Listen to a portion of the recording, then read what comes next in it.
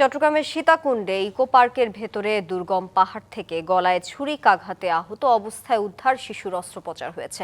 বর্তমানে তার অবস্থা উন্নতির দিকে বলে জানিয়েছেন চিকিৎসক। রবিবার সকালে ইকো পার্ক এলাকায় সড়কের কাজে নিয়োজিত শ্রমিকরা শিশুটিকে উদ্ধার করেন।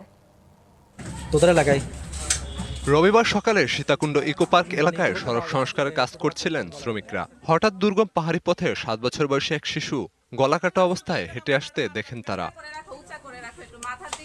রক্তক্ষরণ বন্ধে শিশুটির গলায় কাপড় পেঁচিয়ে দ্রুত তাকে সীতাকুণ্ড উপজেলার স্বাস্থ্য কমপ্লেক্সে নিয়ে যান শ্রমিকরা। পরে পুলিশ উন্নত চিকিৎসার জন্য চট্টগ্রাম মেডিকেল কলেজ হাসপাতালে পাঠায়।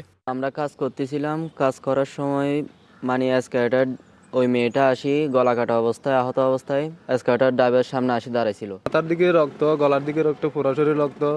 আমি হচ্ছে মাথা টাথা ফাটছে, পুরো শরীরে রক্ত রক্ত এরকম পড়ছে। আবার নাইমাজে জিজ্ঞাসা করলাম মেয়েটারে, তোমার কি অবস্থা, তোমার কে মারছে? কথা কইতে পারে না, দেখি গলার মধ্যে হাত দিয়ে রাখছে। সোমবার দুপুরে অস্ত্রোপচার করা হয় শিশুটির। বর্তমানে তার অবস্থা উন্নতির দিকে। এখনও বর্তমান অবস্থা অনেকটা স্থিতিশীল, কারণ যে ব্লিডিং এপিসোডগুলো হয়েছিল ওইটাকে কন্ট্রোল করা গেছে। পেশেন্টের অবস্থা আগে থেকে অনেকটা ভালো। এই ঘটনায় মামলা হয়েছে, জড়িতদের গ্রেপ্তারে অভিযান চালাচ্ছে পুলিশ। চট্টগ্রাম মেডিকেলে বর্তমানে চিকিৎসা জানাচ্ছে আর মা বাদী একটা মামলা দিয়েছে, তদন্ত করছে। আমরা দেখছি যে কারা কারা জড়িত আছে কিনা ঘটনাটা কি। পর্যটন এলাকায় এমন নৃশংস ঘটনা স্থানীয়দের মধ্যে উদ্বেগ তৈরি করেছে। ঘটনার সাথে জড়িতদের দ্রুত শনাক্ত ও গ্রেপ্তার দাবি এলাকাবাসীর। DBC news desk.